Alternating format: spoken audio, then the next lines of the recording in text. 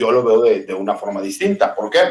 Porque la responsabilidad que le da las constituciones estatales a cada uno de los estados, de la federación y a los municipios, por medio de los cabildos y de esta misma constitución de cada uno de los estados, pues es el que ellos tienen la obligación y la facultad de tener sus propias policías, y ellos son los que tendrían que invertir. Y que no me vengan a decir que no lo hacen porque hay manipulación en cuanto al presupuesto que se les otorga, cuando todas las fuerzas políticas tienen que ver en ese sentido. Y que asimismo, pues han tenido décadas para poder realizarlo, y tú y yo, mejor que nadie lo sabemos, que muchos de estos colectivos que son antimilitares, ¿no? Y que es cuando tengan ellos razón en cuanto a la crítica, pues se les tiene que reconocer, pero muchas veces es porque muchos de ellos hacen sus carreras atacando forzosamente al personal militar. Y que aquí lo que me llama poderosamente la atención es que muchos de ellos crearon asociaciones que calificaban a estos grupos policíacos y eran quienes los certificaban supuestamente respecto al cumplimiento que se podía llegar a cabo.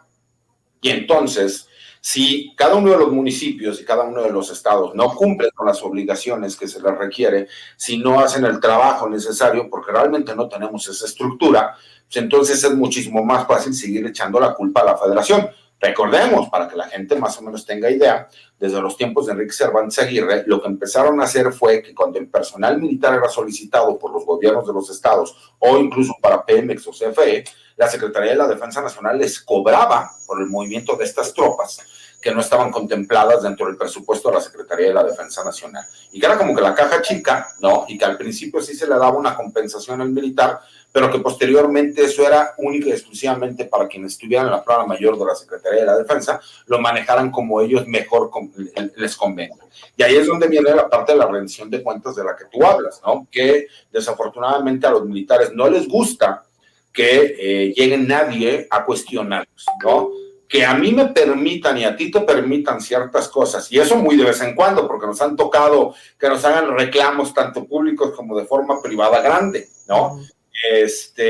porque de alguna forma pues, tú tienes más de 30 años llevando la nota, ¿no? de las Fuerzas Armadas, y yo porque de alguna forma pues, he tenido que pagar mis pecados en muchas ocasiones, y aunque no me quieran, pues me pasó como a este gran científico que un día estaba con estos orangutanes, y que de repente era tanta la convivencia que estuvo con ellos en el Amazonas, que un día se sentaron y él ya estaba dentro del círculo. Bueno, pues pasó lo mismo, ¿no? Forzosamente fui entrando. Pero retomando el tema de lo que estábamos hablando y que para mí es muy importante, creo que el problema de la seguridad no es que la seguridad en cuanto a la estrategia del gobierno federal sea la que haya fracasado. Creo que más bien la estrategia de seguridad que tenemos de los últimos 40 años venía cada vez bajando en cuanto a nivel de calidad y de efectividad. Y desafortunadamente, muchos de los militares que saben que se tienen que encargar única y exclusivamente de la seguridad nacional se prestaron. ¿Y a qué me refiero en que se prestaron? Dentro del gremio se quiere mucho a mi general Galván, yo lo tengo en gran estima, pero la realidad es que mi general Galván no era quien llevaba las riendas de la seguridad en este país en el sexenio de Felipe Calderón. Realmente fue Genaro García Luna. Y Genaro García Luna es el que le vende la idea al presidente de la República, incluso pasan por encima del general Galván. Y el general Galván incluso lo dice, ¿no? Y una de las personas que critica abiertamente, y tú y yo lo sabemos, por el general Bucio, en este trabajo de tesina que realiza para la Universidad de Tamaulipas, me corregirá si estoy mal, en donde dice que no se tiene la estructura para empezar una guerra como la busca el presidente de la República, y más de forma urbana, porque el ejército no está preparado para poder realizar esas funciones en este momento, y lo único que pasará es que serán movimientos torpes y agresivos. Palabras más, palabras menos.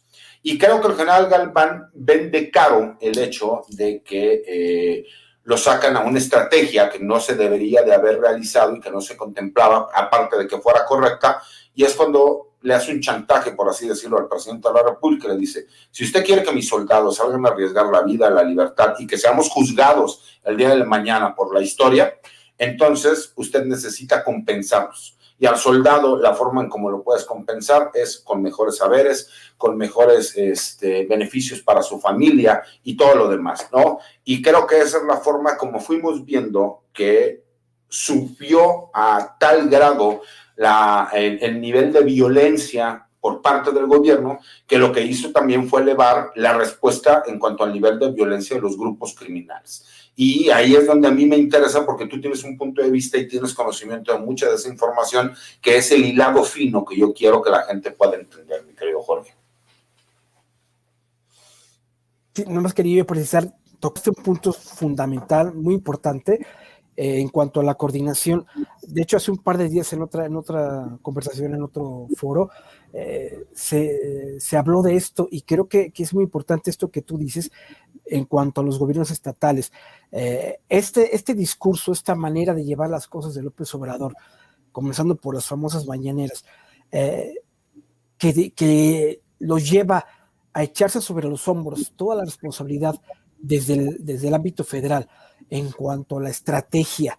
de combate a la delincuencia, tiene su doble filo, tiene su doble riesgo, porque si bien él se asume como presidente, comandante supremo de las Fuerzas Armadas y sobre todo como el gran líder, el gran guía, el gran estratega, al hacerlo le está quitando responsabilidad discursiva,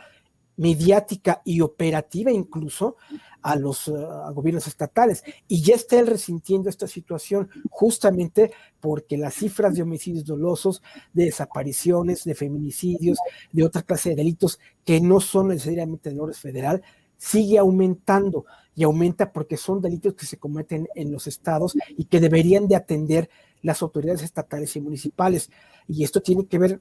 íntimamente con lo que tú acabas de decir y está relacionado con esto. Los gobiernos estatales en muy buena medida se están zafando del problema, se están soltando, porque quien ha asumido toda esta responsabilidad, quien está llevando la batuta, pues es el presidente, es la federación, es la Sedena, es la CEMAR, es la Guardia Nacional, o deberían de ser ellos. Aquí el problema radica justamente en eso, cómo se está visualizando mediáticamente y de manera efectiva, de manera práctica este problema. Bueno, los gobiernos estatales se siguen haciendo de la vista gorda. Sí, en efecto, no están llegando más recursos, pero no están haciendo nada más por solucionar el problema, por tener, si no vas a tener suficientes recursos, por lo menos tener suficiente coordinación, transparencia y orden para actuar con la federación, y esto no está ocurriendo. Ahora, en los otros temas, en cuanto a lo que mencionabas de dónde viene arrastrándose esta problemática, en efecto, yo diría que medio siglo más o menos de este desgaste, de este no atender la seguridad pública como un problema fundamental del país, viene sobre todo de la época priista, todo lo que es el régimen priista. Luego viene con el régimen panista, y ahora en a este gobierno le toca ya sufrir en serio el resultado del desgaste de instituciones, el no atender en la transición a la democracia, no atender a las Fuerzas Armadas, no atender a los cuerpos policíacos, y el ir permitiendo, o el ir incluso en algunos casos, habría que analizarlo, ir empujando un poquito el desgaste de los cuerpos policíacos para fines bastante oscuros que habría que investigar con mucho más tiempo y mucho detalle. Pero en efecto, lo que nos encontramos ahora son condiciones para atacar a la delincuencia muy poco exitosas, muy poco favorables, y que tienen que ver con este olvido de décadas en el que se permitió que los policías se manejaran por su cuenta, que los policías se fueran desprofesionalizando, por decirlo de alguna manera, y en el que la federación, en el que los gobiernos que nos han antecedido fueran dejando el tema de lado, es como una de las agendas no prioritarias. Total, finalmente, si el problema llega a más, el último bastión, el último rincón, la última muralla son las Fuerzas Armadas. Pues las Fuerzas Armadas ya están aquí, están atendiendo el problema y no están pudiendo con él, porque en parte la estrategia que tiene el gobierno no está empatando, no está teniendo resultados con lo que haga o no haga o deje de hacer los gobiernos estatales. Entonces el problema tiene un triple nudo que si le jalas de un lado se aprieta por el otro, echarle toda la responsabilidad a los militares y a la Guardia Nacional para resolver un problema que tiene décadas de haberse creado, es muy peligroso, muy arriesgado, y lo estamos viendo, César, estamos viendo que le mueven, le quitan, cambian funcionarios,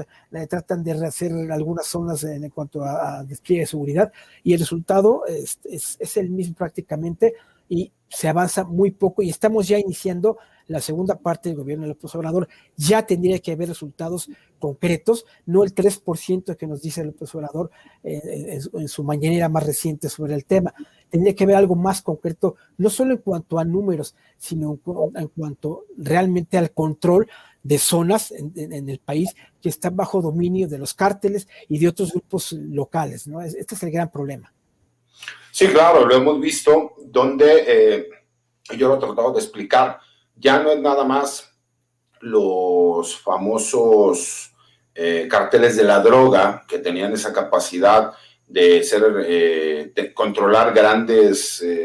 regiones y estados del país. Ya también hay grupos criminales locales y que lo que buscan, por supuesto, es que por medio de la violencia, al no tener la capacidad económica y política, pues tratan de obtener y pelear cada centímetro de los lugares en donde ellos ejercen la presión, y que desafortunadamente los grupos criminales han cambiado. Ahora el negocio es encargarse de difundir terror y encargarse de todo aquello que pueda generar dinero que tenga que ver, ¿no? Pues con todos estos delitos que pueden ser del fuero común, del fuero federal.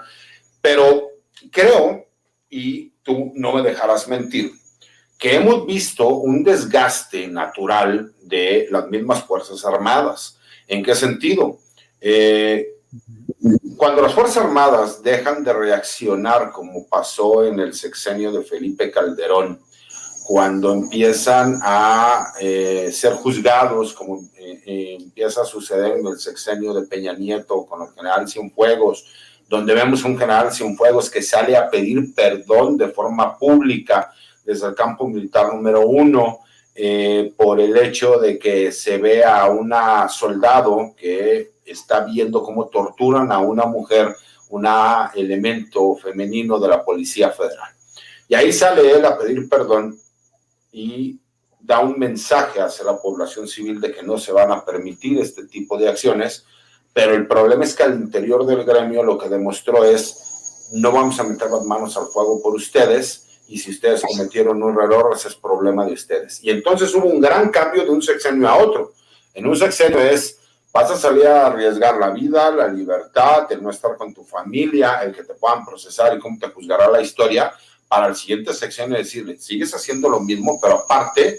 cada que tú tengas un problema, vas a ser tú el que tiene que responder, porque la imagen de la institución es muchísimo más importante que tu vida, que tu libertad, que tu familia y que todo lo demás. Y creo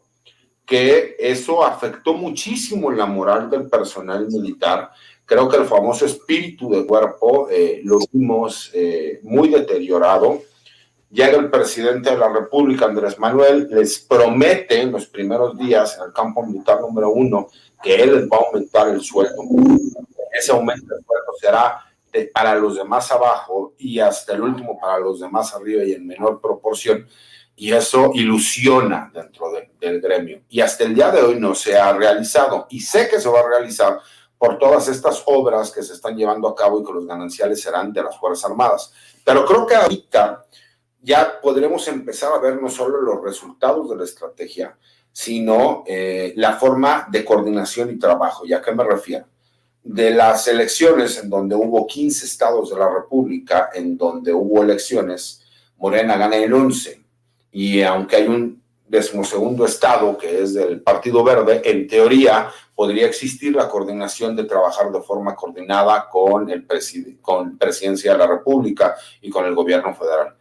Creo, ya para cerrar, mi querido Jorge, porque tenemos 5 minutos, que ahí sí ya podríamos entonces hablar, ya con los despliegues de la Guardia Nacional, la primera generación de oficiales de la Guardia Nacional, los verdaderos resultados, y ahí sí ya tendríamos no solo que ver, sino exigir que entonces sí se den los resultados para los que fue creada la Guardia Nacional.